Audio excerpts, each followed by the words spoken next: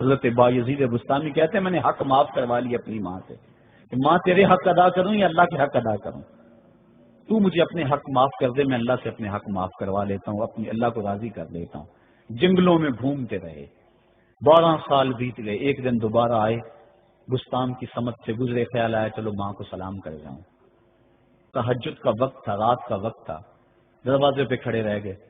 کہ میری ماں سوئی ہوگی، میں نے کبھی کوئی خدمت نہیں کی ماں کی، تو اب اٹھا کے تکلیف کیوں دوں؟ ساری رات کھڑے رہے۔ جب تہجد کا وقت گزرا تو نالی سے پانی آیا، سمجھ گئے کہ میری ماں تہجد کے لیے اٹھی ہے، دروازے کے قریب ہو گئے تو ماں نے ہاتھ اٹھا لیے، اے اللہ میرا بیٹا بایزید تیری طلب میں نکلا ہوا ہے، میں نے اسے اپنے حق معاف کر دیے، تو اس کو اپنا وصال عطا کر دے۔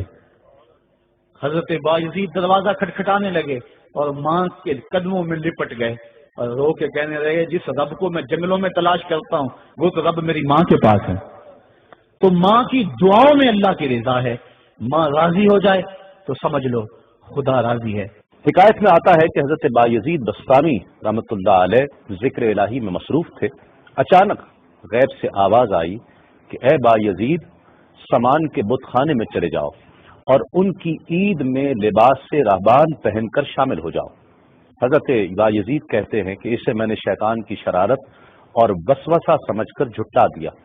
لیکن بار بار یہی اشارہ کیا گیا تو میں سامان کے بت خانے میں جا کر ان میں انہی کا لباس پہن کر بیٹھ گیا۔ لوگ جمع ہو رہے تھے، کچھ دیر بعد ان کا بڑا رہبان وہاں پہنچ گیا، سب لوگ اس کا باز سننے کے لیے ہمتن گوش تھے۔ بہت دیر تک وہ بڑا رہبان کچھ نہ بولا تو ایک رہبان کھڑا ہوا اور اس نے بڑے رہبان سے سوال کیا کہ کیا ہم آپ کی حکمت بھری باتیں سننے کے لیے آئے ہیں، آپ کچھ کہتے کیوں نہیں ہیں؟ اب بڑے رہبان نے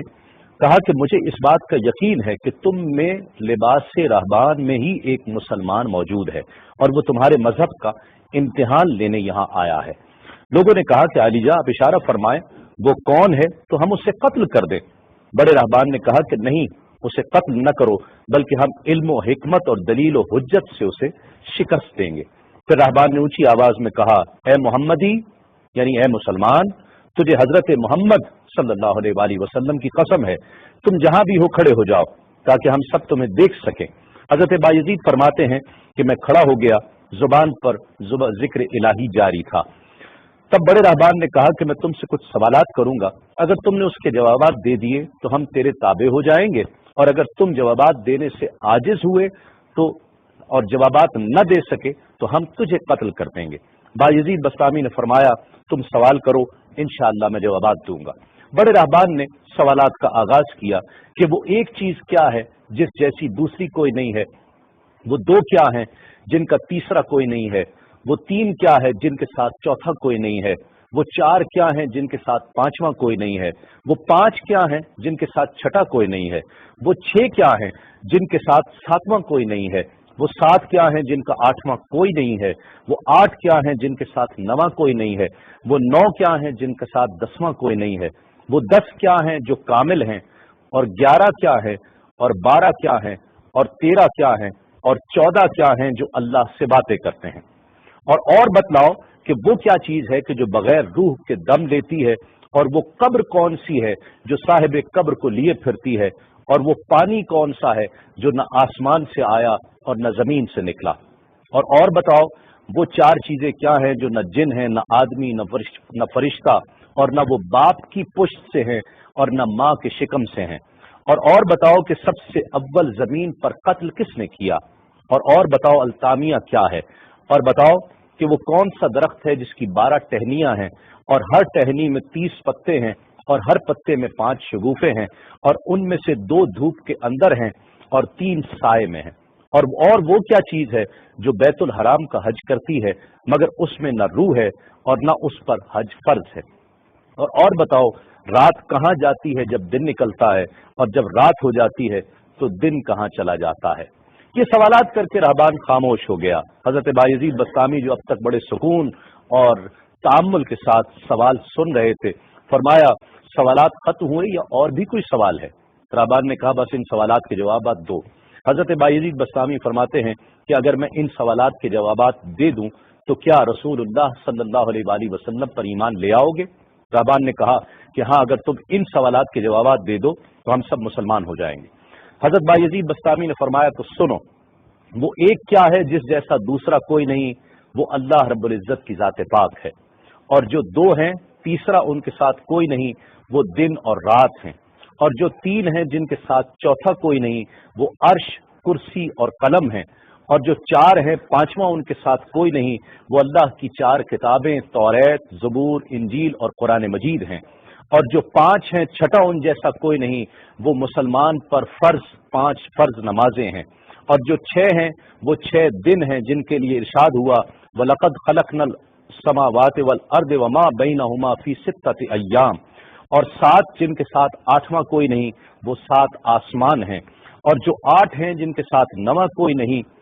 وہ عرش عظیم اٹھانے والے 8 فرشتے ہیں، اور جو 9 ہیں 10واں ان کے ساتھ کوئی نہیں، وہ 9 افراد کا گروہ ہے جنہوں نے زمین پر فساد کیا، جن کی اللہ نے قرآن مجید میں خبر دی ہے، اور جو 10 کاملہ ہیں وہ 10 فرائض ہیں جو مکہ معظمہ میں حاجیوں پر واجب ہیں جبکہ وہ حرم میں موجود ہوتے ہیں، اور 11 وہ حضرت یوسف علیہ السلام کے 11 بھائی ہیں جن کا تذکرہ قرآن مجید نے کیا ہے، اور 12 مہینے ہیں ایک سال کے، اور جو 13 ہیں وہ 13 حضرت یوسف علیہ السلام کے خواب ہیں، اور جو 14 ہیں وہ 14 جو رب سے کلام کرتے ہیں، وہ 7 آسمان اور 7 زمینیں 14 ہیں جو رب سے کلام کرتے ہیں، اور وہ چیز جس کے لیے تم نے پوچھا کہ جو بغیر روح کے سانس لیتی ہے وہ صبح ہے، اور وہ قبر جس کے لیے تم نے پوچھا کہ جو صاحب قبر کو لیے پھرتی ہے وہ یونس علیہ السلام کی مچھلی ہے، اور وہ پانی جو آسمان سے آیا نہ زمین سے آیا وہ شیشہ ہے جس میں بلقیس نے حضرت سلیمان علیہ السلام کے پاس گھوڑے کا پسینہ بھیجا تھا، اور وہ 4 جو نہ باپ کی پشت سے ہیں نہ ماں کے شکم سے ہیں، ان میں سے ایک حضرت اسماعیل علیہ السلام کی جگہ قربان ہونے والا دمبا ہے، دوسری حضرت صالح علیہ السلام کی اونٹنی ہے، تیسرے آدم علیہ السلام، اور چوتھی بیوی بی بی حوا علیہ السلام ہے۔